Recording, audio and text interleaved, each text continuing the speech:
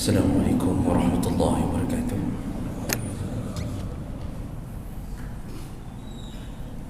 Alhamdulillahi rabbil alamin, wa bi ni'matihi tatimmu as-salihat. Asyhadu an la ilaha illallah wahdahu la syarika lah, wa asyhadu anna Muhammadan 'abduhu wa rasuluhul karim.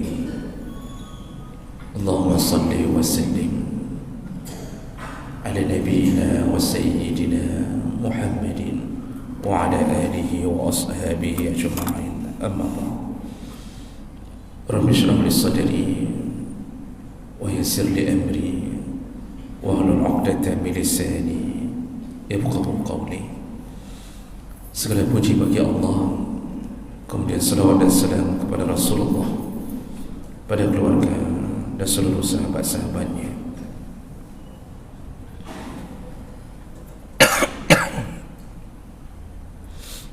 Jemaah salat subuh, bapa-bapa dan ibu-ibu, ya Allah muliakan insya-Allah. Kita masih membahas tentang golongan orang-orang yang didoakan oleh para malaikat. Di pertemuan yang lalu, salah satu yang selalu di dalam doa malaikat yaitu mereka yang berada di saf pertama di dalam barisan salat. Ini kemuliaan mereka yang berlomba untuk mendapatkan saf pertama. Kita lanjut. Berikutnya, doa para malaikat dilantunkan kepada orang-orang yang berada di saf sebelah kanan,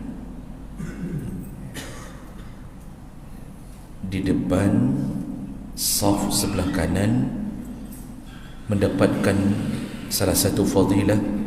Mereka mendapatkan doa para malaikat berdasarkan hadis Nabi dari Aisyah radhiyallahu anha.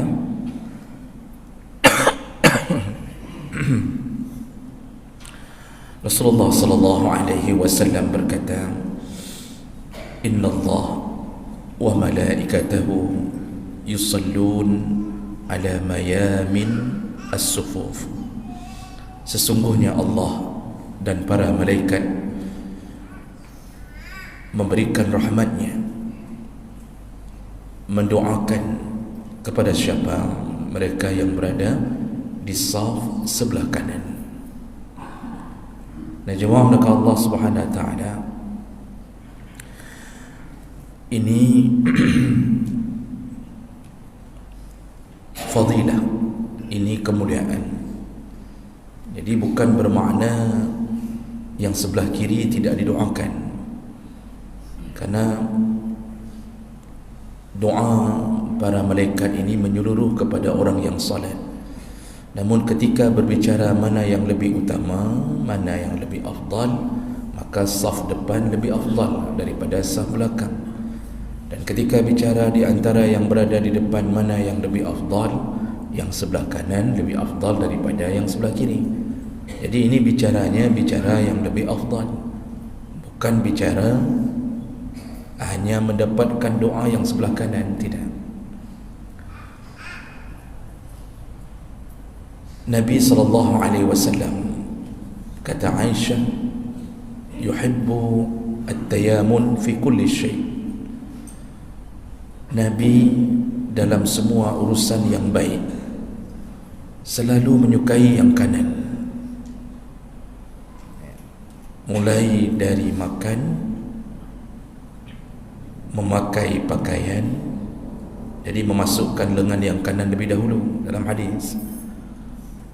Kemudian menyisir rambut, beliau sisir yang kanan lebih dahulu. Kemudian sampai urusan memakai sandal, selalu beliau memasukkan kaki yang kanan. Ternyata bukan Nabi saja, Allah Subhanahu wa taala pun mensyariatkan segala sesuatu urusan syariat yang utama adalah yang kanan. Ketika diperintahkan berwudu, Maka sunnah hukumnya at-tayamun, iaitu yang kanan-kanan lebih dahulu, sampai ke akhirat. Di akhirat pun semua orang yang ahli surga, calon penduduk surga, itu diberi tempat sebelah kanan, disebut dengan ashabul yamin, sedangkan penduduk neraka disebut dengan ashabul shimal. Jadi mulai dari dunia sampai akhirat, yang kanan itu punya kelebihan. Wallahu a'lam, kita tidak tahu hikmahnya apa. Kenapa yang kanan? Karena kalau kita bilang tangan kiri jelek, itu pun salah. Kalau tidak ada tangan kiri, terpaksa tangan kanan turun tangan untuk cebok, merepotkan tangan kanan. Untung Najarawi, untung ada tangan kiri. Urusan bersih-bersih tangan kiri, urusan yang kira-kira agak kuto-kuto bacut tangan kiri. Ini bermakna tangan kiri ini tangan yang baik. Jadi kalau begitu, kenapa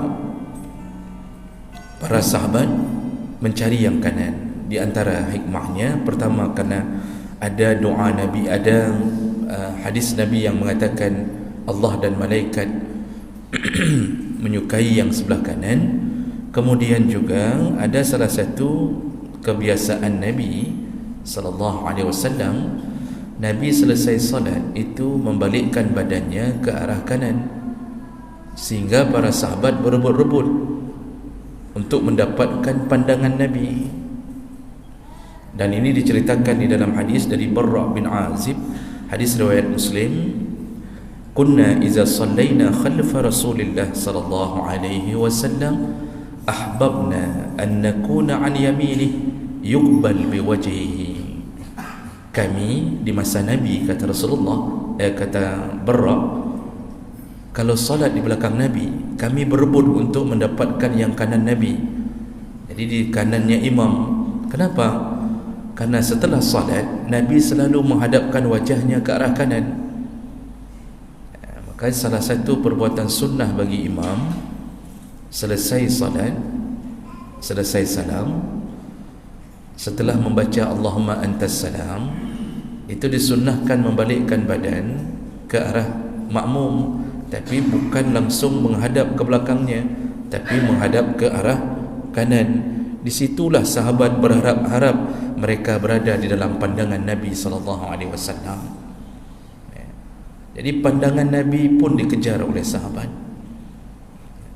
Begitu rindunya mereka untuk tinggal satu komplek bersama Nabi SAW. Tiada keraguan sedikit pun, apapun yang dilakukan Nabi, mereka tetap ikut, tidak peduli sekecil-kecilnya. Begitulah seseorang yang mencintai Nabi-Nya. Dan Nabi pun tidak menolak.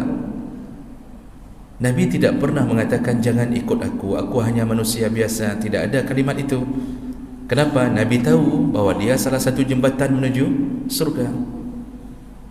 Maka jemaah mereka Allah Subhanahu Wa Taala, ini hanya bicara tentang mana yang lebih utama.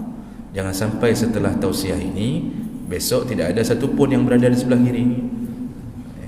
Dia sudah safnya sebelah kanan imam semuanya, hanya menjungkat masjid, sudah tidak seimbang masjid ini. Kalau begitu, artinya kalaupun datang lebih awal, datang ke depan, usahakan cari dulu yang kanan. Tapi makruh hukumnya menandai saf.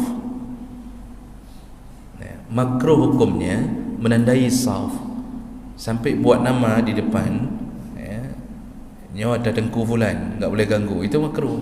Karena urusan-urusan agama, siapa duluan, dialah yang lebih mulia. Tidak ada urusan mau presiden datang, kalau dia terlambat tetap harus di belakang. Wali kota datang, itu tetap belakang. Jadi jangan halangi orang kalau seandainya yang duluan datang.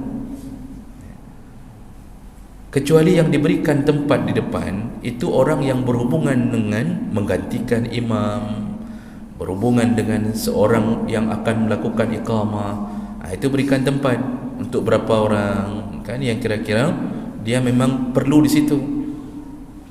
Jangan sampai orang iqamah, setelah selesai iqamah, begitu balik tidak ada tempat dalam saf. itu hari terakhir dia mau melakukan iqamah, adanya hang ketim li. Masa setelah iqamah terpaksa putar harus duduk belakang? Nah, ini orang-orang ini yang diutamakan di belakang imam, naib imam, khatib, orang-orang yang butuh tempat itu memang. Dan jemaah mereka Allah, mendahulukan orang lain dalam urusan agama itu makruh. Sampai ada kaedah fikih yang menyebutkan al-itharu fil qurbi makruh wa fi ghairiha mahbub. Ya, bagi kita yang mungkin pernah belajar qawaid fikih, salah satu kaedah berbunyi yang disepakati oleh para ulama, mendahulukan orang lain dalam urusan ibadah makruh, tapi selain ibadah sunnah. Jadi makruh kita sudah berada dalam masjid, lalu kita dahulukan orang, bapak saja ke depan, silahkan bapak. Jangan, kita yang harus lari ke depan, rebut itu tempat, rebut doa malaikat. Kita tidak lama bersama, sekitar 15 menit, 20 menit di dalam doa malaikat, rebut ke depan, jangan persilahkan orang lain.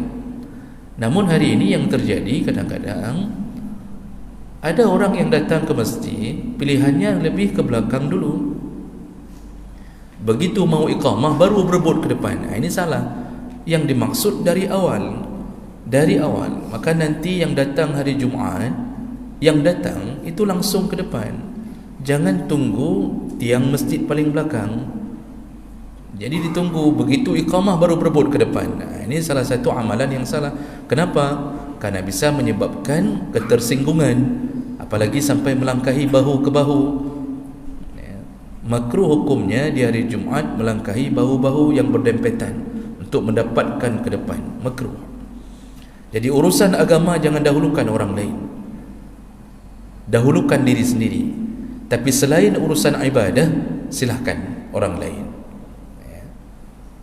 Bapa antri untuk mengambil gas 3 kilo, silahkan orang lain. Ibu-ibu ilai, lihat orang tua, bapak dulu. Antri di ATM, persilahkan orang tua yang sudah sakit-sakitan, bapak dulu. Antri minyak goreng, ibu dulu. Tapi saya yakin sekarang ni orang tidak mau ibu dulu, karena semuanya berebut untuk mendapatkan minyak goreng. Negara penghasil minyak terbesar antri untuk mendapatkan minyak goreng. Begitulah Allah ketika mencabut keberkahan sebuah negara. Karena Allah telah berjanji, "Lau anna ahlal qura amanu wattaqau lamasubatun min indillah khair." Seandainya sebuah negara beriman dan bertakwa kepada Allah, kulimpahkan semua kebaikan untuk mereka. Maka negeri Sabak yang penuh dengan ketakwaan di bawah Ratu Balqis, disebutkan dalam surat As-Saba, untuk panen buah-buahan tidak perlu memetik, cukup membawa keranjang, letakkan di atas kepala, jalan di bawah kebun, berjatuhan buah ke dalam keranjang. Ranumnya panen tanpa lelah sedikit pun. Takwa. Negara ini dicabut keberkahannya. Kenapa? Terlalu banyak munafik. Dan kita tidak berani mencegah munafik. Penghinaan terhadap agama, pelecehan terhadap agama, ulama diam. Kalau ulama sudah diam, maka syaitanlah yang paling banyak kebahagiaannya. Jemaah mereka Allah. Jadi kita kembali bahawa itu kemuliaan orang-orang yang berada di saf sebelah kanan. Kemudian berikutnya, orang-orang berikutnya yaitu orang-orang yang senantiasa menyambung-nyambung saf. Itu juga di dalam doa para malaikat. Berdasarkan hadis Nabi sallallahu alaihi wasallam dari Aisyah radhiyallahu anha, hadis riwayat Ahmad, Ibnu Majah, Ibnu Hibban dengan derajat yang sahih. Rasulullah berkata, "Innallaha wa malaikatahu yusalluna 'alal ladzina yasiluna as-sufuf." Sesungguhnya Allah dan malaikat mendoakan, merahmati orang-orang yang selalu menyambung-nyambung saf. Apa maksud menyambung-nyambung saf? Ketika dia datang, dia penuhi saf. Jadi hatinya merasa tidak nyaman kecuali dia memenuhi saf-saf yang kosong. Makanya tugas imam sebelum melakukan takbiratul ihram, dia mengatur saf para jamaah. Kalau kita urut, Bapak Ibu yang Allah muliakan, dalam salat jamaah, kalau kita urut dalam fikih, ketika iqamah berbunyi, itu tidak disunnahkan untuk segera bangun. Jumhur ulama mengatakan yang lebih baik bangun di akhir iqamah. Maka kalau kita buka kitab fikih, disebutkan dalam kitab 4 mazhab, Imam Hanafi menyukai ketika iqamah kita bangunnya pada kalimah hayya 'alal falah. Imam Malik memberi pilihan, boleh awal, boleh setengah, boleh akhir, namun di akhir lebih disukai. Imam Syafi'i bahkan mengatakan paling bagus bangun iaitu ketika sudah selesai kalimat iqamah. Jadi sudah iqamah sudah selesai baru bangun. Imam Hanbali menyatakan paling bagus bangun ketika kalimah qad qamatis shalah. Nah, setelah bangun lalu bereskan saf. Jadi bereskan saf itu bukan sebelum iqamah. Siapa yang membereskan? Imam. Imam balikkan badan ke belakang lalu mengatakan sawu wa'tadilu. Tugas imam. Tugas imam lihat kanan kiri. Setelah beres, nah disitulah malaikat mendoakan orang-orang yang mengatur saf dengan baik. Jadi dia tidak anggap remeh, karena Rasulullah sallallahu alaihi wasallam menyebutkan rapat dan rapikan saf, jangan sampai masuk syaitan yang menjelma menjadi seekor anak kambing hitam. Jadi ini bukan bapak kambing, anak kambing. Anak kambing kan sebesar kucing. Anak kambing sebesar kucing. Jadi jangan ada ruang saf yang kira-kira bisa masuk anak kambing di situ. Dan itu jelmaan syaitan. Apa yang dia akan lakukan? Dia akan porak-porandakan semua hati orang-orang yang sedang salat. Di situ dia punya kesempatan untuk datang menggoda. Lalu dia menyebutkan di dalam hati kita waswasah. Dalam hadis Nabi dia akan mengatakan, Nabi yang mengatakannya, dia akan berbisik di dalam hati kita, zakir kaza, ingat ini, ingat itu. Makanya kita yang enggak ada rencana ingat apapun, begitu salat tiba-tiba muncul memori-memori dari tahun 1970-an muncul ke dalam kepala kita. Teringat acara gelanggang ke gelanggang, aneka ria safari. Bagi yang lahir-lahir yang sudah rambut putih tentu tahu acara-acara itu. Sebelum adanya RCT itu teringat semuanya.